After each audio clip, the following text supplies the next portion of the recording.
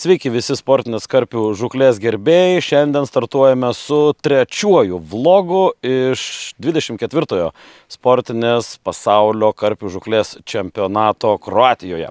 Taip, šiandien rytas mums prasidėjo sąlyginai anksti, maždaug 6:30 virtome iš lovos, kaip sakant, dušas, tualetas, pusryčiai ir su rinktinės vadovu ir vienu iš kapitonų kaitinom į antrąjį kapitonų susirinkimą, į patį svarbiausią procesą. Traukėme sektorių paketus. Kokius sektorius gavo mūsų rinktinės dvejetai, jau ko gero žinote, apie tai jau nemažai parašėme ir Facebook'e, tačiau apie viską iš eilės. Vlogas yra vlogas, lekim į kapitonų susirinkimą ir žiūrim, kas vyko ten.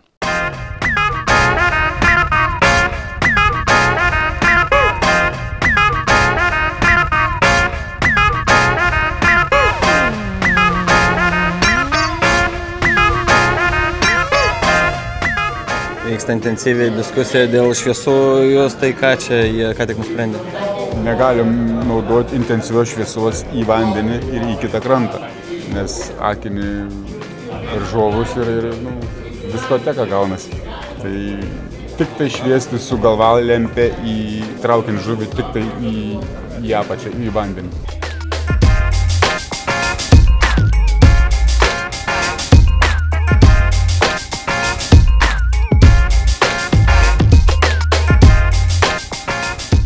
Tai gerai čia viskas ar nelabai? Kol kas sunku pasakyti labai, bet vandens, kas kaimynai, kas viską, bet manau, neblogai. A zona - čekai, JAV. Mums iš šonų, ar ne, mūsų kaimynai? A zonoje. B, Ukraina, Anglai. O, Ukraina, Anglai. Va čia tai bus įdomu, ar ne? Taip. Čia bus turbūt toksai, sakykime, tai brolius su Paulium turės su kuo pasikapot. Manau, jie parodys jiems, kaip reikia gaudyti. Tai, o C mes turim Izraelį ir turim Lenkiją, jeigu neklystu, kaimynus. Tai kaip ir okei. Teoriškai, žinom, kad tai nėra stiprios komandos. Ant popieriaus taip, ta prasme... Realybėj pamatys. Saka, žinom, tai buvo teisybė, patikrinsim, ar dar yra ta teisybė šiuo metu. Na ką, burtai mesti ir iškart skubame prie vandens telkinių, kas kur žvejoja, jau viskas yra aišku. Ir toj pat važiuojame į zoną B, žiūrime, kągi mes gavome realybėje, mūsų vaikinai jau išsimetę daiktus ant kranto, na ir skubame kalbėti su jais, ką jie galvoja ir kągi ten galima pasakyti apie vieną didelį bliūdą vandens ir vieną ilgą pylimą, ant kurio išsirikiuos kone pusė komandų. Na ką, išprotėjimo lygis 3000, visi lenda, visi važinėja. Vieni į vieną pusę, kiti į kitą pusę. Štai pažiūrėkit, iš karto 2 medikų automobiliai yra atvažiavę. Mūsiškiai jau rengiasi į darbines liemenes. Na jo, ir kalbant apie medikus, tai jų čia tikrai niekam nelinkim, bet jų čia netyčia gali prireikti. Esame prie Šandoro, va tas garsusis pylimas, už jo vanduo, už jo sektoriai, už jo žuvis. Taip kad prie tokio karščio čia, ojojoj, tikrai gali būti reikalų. Jokio pavėsio, visas darbas ant atviro lauko. Štai jau teisėjų miestelis, išsistatė visi teisėjai palapines, jau įsikūrė savo buitį. Na ir užlipsim ant kalniuko dar iš kitų kampų pasižiūrėti į Šandoro tvenkinį. Kol kas čia tylu, ramu, viskas prasidės jau labai greitai. Rengiasi rezervai. Rengiasi darbininkai. Bujus yra ant 200 metrų, per sektoriaus vidurį turėtų būti. Jo, tai jums jisai yra tik sektoriaus vidurį žymiai, jūs galit į dešinę ir į kairę nuo jo eiti. Permes sakė, galite, jeigu nori. Nu ką, išprotėjimo lygis 3000. Prie Šandoro tvenkinio renkasi visos rinktinės. Tvenkinyje gyvenanti žuvis erzina nerealiai.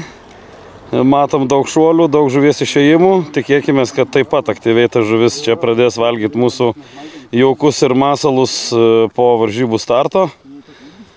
Mūsų vaikinai jau pasiruošė, jau apsirengė liemenes. Jas bus privaloma dėvėti visų varžybų metu. Ir esame sektorėje B18, kur gaudys Darius su Paulium.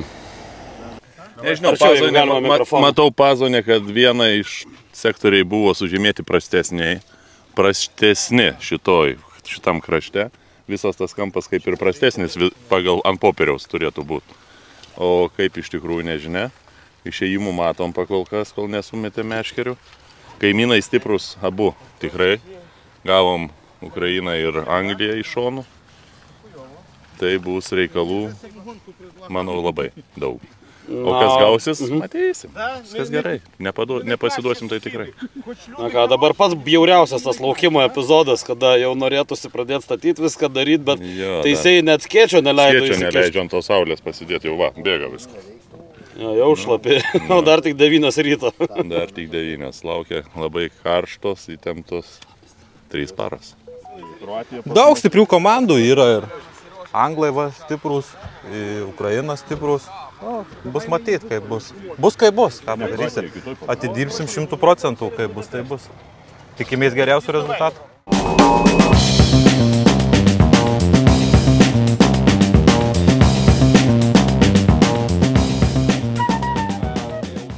Jau turi darbą, Laurai?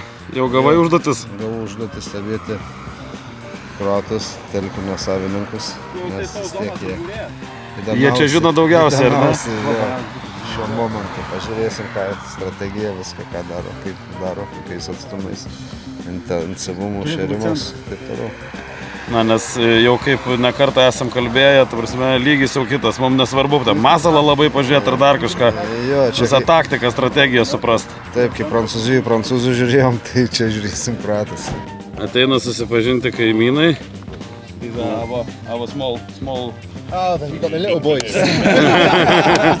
Sako, čia mūsų mažyliai.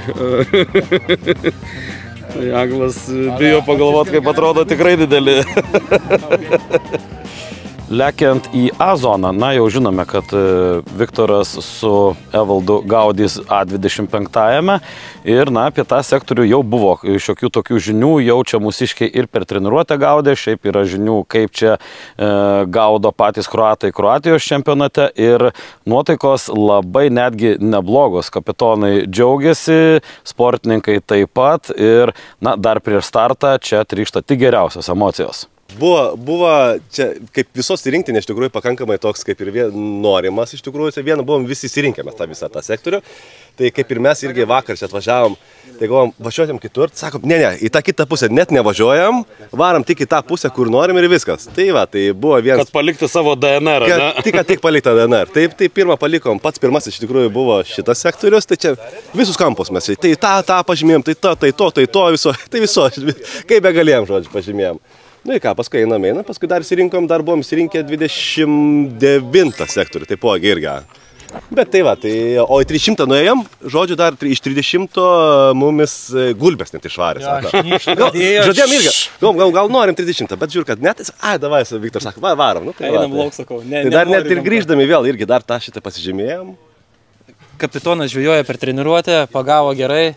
Tai lauksim dar kapitono, kad surinkti iš jo visą informaciją ir tiesiog vadovausimės ir bandysim pakartoti tą, ką kapitonas per treniruotę darė. Ir dar geriau.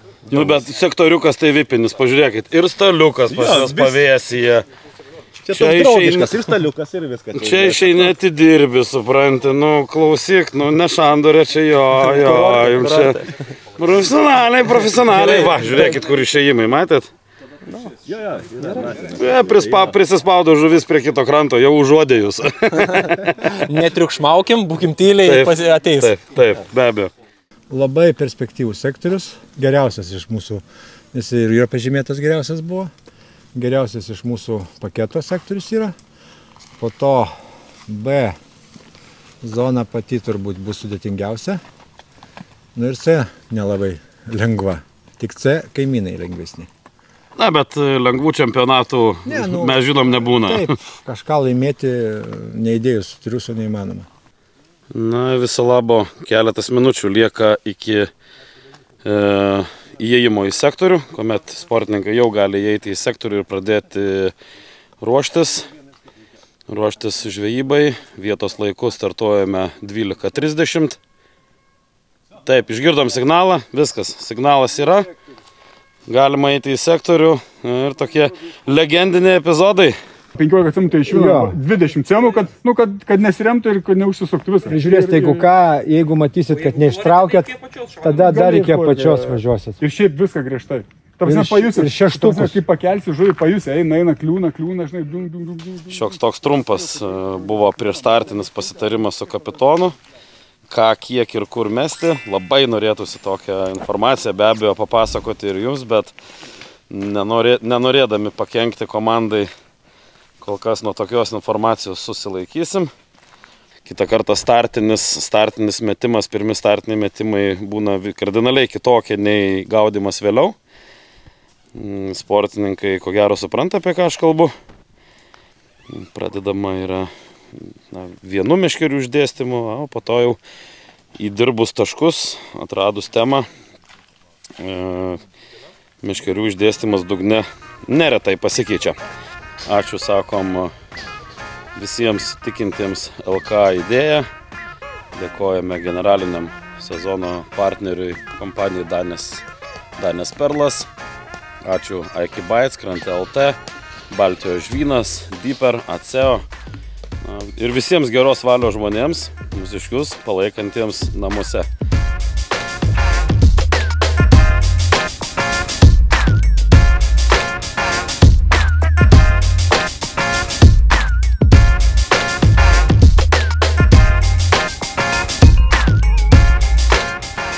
Pusę pirmos pradedame 24-ąjį pasaulio sportinės karpių žūklės čempionatą. Mano kolega Mindaugas įsispyręs bėga B ir C zonoje. Man teko garbė varžybas pradėti A zonoje. Na ir nuo pat varžybų starto tiek mane, tiek Mindaugą, tiek mūsų rinktinės vadovą užpuolė įdomus netikėtumai. Na, visų pirma, tai tiek mane, tiek Mindaugą, teisėjai, eiliniai tie teisėjai, svėrėjai, kurie čia vaikšto, prižiūri tvarką ir atlieka visas einamasias funkcijas. Na, tiesiog už alkūnių lupo nuo sektorių negalima, čia nieko negalima, čia viskas blogai, čia nieko negalima stovėti, eiti, filmuoti. Ir, na, kiek beaiškintum, kad taisyklės tai leidžia, dėja. Tai man išsiaiškinti pavyko, teisėjai po kiek laiko atėjo, atsiprašė ir palydėjo mane atgal, o Mindaugo transliacija dėja tęsiasi tik 18 ar 19 minučių, nes ten susitarti taip ir nepavyko. Tikiu, kad visai tai išspręsime, bet čia įdomybės dar nesibaigė. Mūsų rinktinės vadovas Mantas Taškus, vos išvažiavęs iš A zonos, šiaip netaip dar įdėjo iki mūsų miestelio, nes į aštrų akmenį, kurių čia yra tikrai daug, prakirto vieną padangą. Varžybos prasidėjo, dabar yra beveik 2 valanda be 10 minučių. Varžybos prasidėjo 12:30. Suvežiojom daiktus viskas ir važiuojant iš A zonos pastebėjom, kad mūsų vieno iš autobusų padanga leidžia. Tai ačiū Dievui, kad mus, kaip sakau, kartais kažkas pasaugo iš viršaus. Tai ten, kur mes gyvenam, viešbučio sūnaus savininkas turi mini garažiuką. Ir grįžau iš ten, tai greitai nuėmėm ratą, uždėjom atsarginį, nuvežiau Justą į B ir C zonas. Paleidus Justą lipu į mašiną, irgi vėl girdžiu kažkokį švilpimą, pasirodo pradūrėm 2 padangas, tai staigiai grįžau vėl ten, kur gyvenam, nuėmėm abi padangas ir dabar esu jau čia. Čia vyksta mūsų padangų gydymo procesas, žiauriai operatyviai. Tai tikiuosi per kokį pusvalanduką susisukt. Tai va, nuotykiai Kroatijai prasideda tokie. Šitas problemas mes išspręsim, svarbu, kad vaikinai ant kranto turėtų ką veikti. O ką jie daro, jūs visi žino. Taip gavosi, kad per porą valandų -2 ratai ir -2 išvyti jūsų tarnai mediją iš sektorių. Tai va, taip pradėjom. Tikrai startas buvo klampus visiems, bet dabar viskas tvarkoje. Dabar dirbam ir stebim varžybas. A zonoje prie Lapovos kranto 30 šalių, 30 sektorių. Ateinam prie Ukrainos. Tai ten tupi mūsų žvalgas Matas. Stebėti viską, kada permeta, kiek daug meta ir taip toliau ir panašiai. Vai paklausim pas Matą, kiek čia jis ko prisirašė. Nu tai jau rodyk užrašus, nu, taip, kaip jie čia varo. Va tai va. Va tai va varo, va tiek kartų jaukino, ar ne? No. Ir tiek kartų permetė. No. Neskuba jaukinta, aš kiek matau ukrainiečių visai. Visiškai.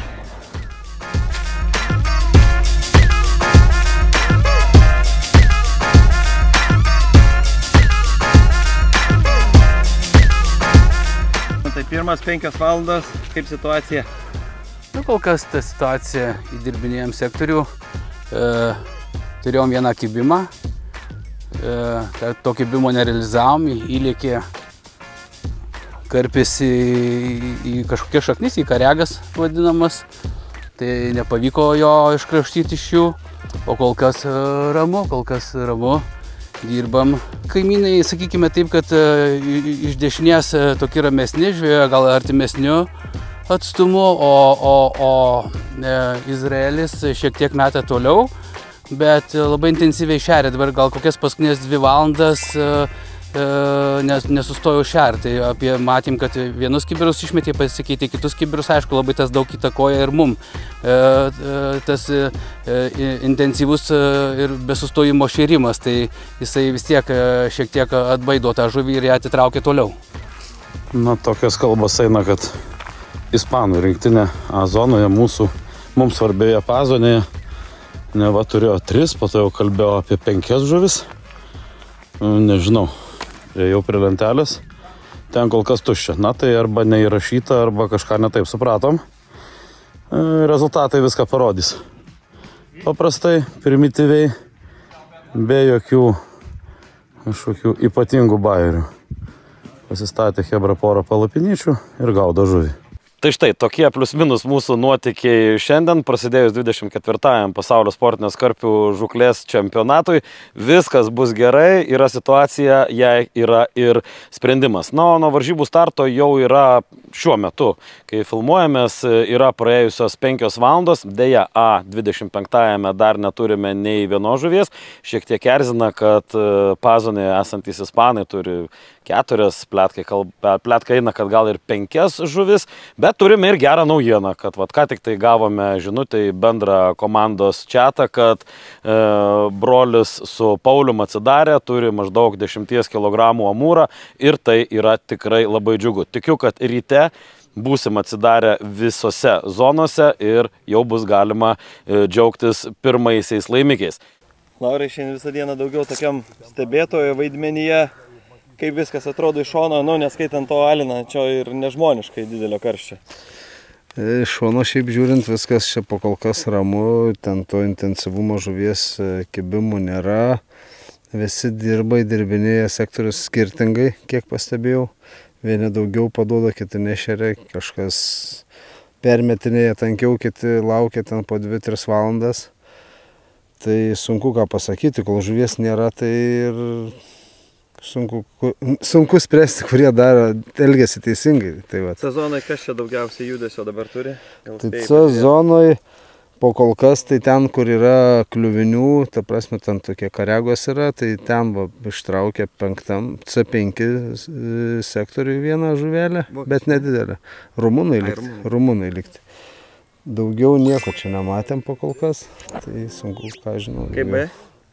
B zonai mūsų vyrai atsidarė, pagavo amūrą didelį, apie 10 kg. Daugiau kroatai pagavę, matėm irgi, mumis išgynė, nes neleidžia, net čia kažkas su taisyklėm biški nesusipratimas kažkoks, nes neleidžia būtent pylimo. Ir daugiau nieko nematėm iš tikrųjų, kad kažkas būtų pagavę.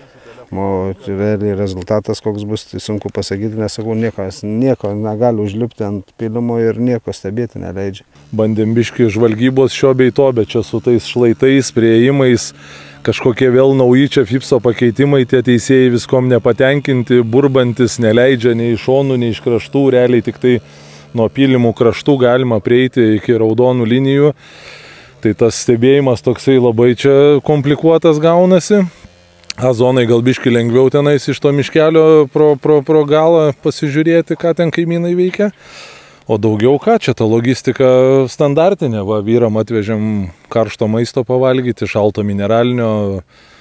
Viskas, ką galim, tą darom. Jų dabar užgaidos mums, kaip sakant, didžiausiai įsakymai. Tai ką tik tai paprašo, laukiam, jeigu kokią žinutę, ar kad nepritrūktų.